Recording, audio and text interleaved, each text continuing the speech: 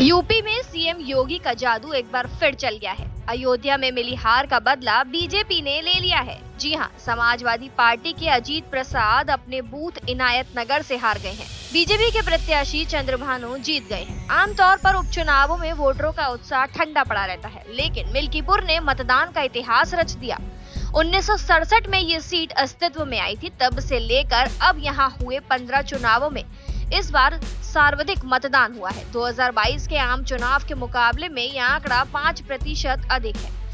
मिल्कीपुर उपचुनाव में बीजेपी ने जीत दर्ज कर लिया। आपको बता दें, बीजेपी प्रत्याशी चंद्रभानु ने अपनी पत्नी के साथ मंदिर में दर्शन किए और इस दौरान वो पूरी तरीके से भक्ति में सराबोर नजर आए।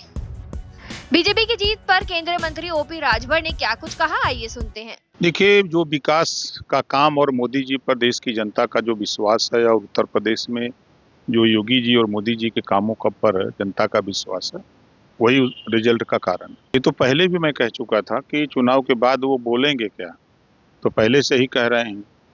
और उनकी हताशा निराशा चुनाव के पहले ही दिख रही थी। जनता उनके समर्थन में नहीं थी, इस नाते वो बोल रहे थे। तो पहले मैंने कहा था चुनाव के बाद यही बोलेंगे। बीजेपी सरकार बनाएगी। मोदी जी के ऊपर लोगों का विश्वास बढ़ रहा है, उनके काम पर, विकास पर, इस नाते जनता वोट दे रही है। नहीं, संगठन देखिए, संगठित होकर के लड़ने से और अलग अलग लड़ने से तो अलग अलग बढ़ जाओगे, एकजुट रहोगे तो इकट्ठा हो जाओगे, जीत हासिल हो जाएगी, वही चीज है।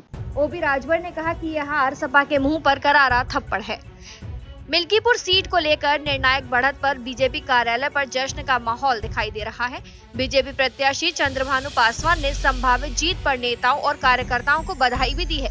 बीजेपी कार्यालय पर ढोल नगाड़े के बीच रंग और गुलाल भी उड़ता दिखाई दिया। फिलहाल जानकारी में इतना ही। खबर के लिए जरूर सब्सक्राइब करें भारत एक्सप्रेस।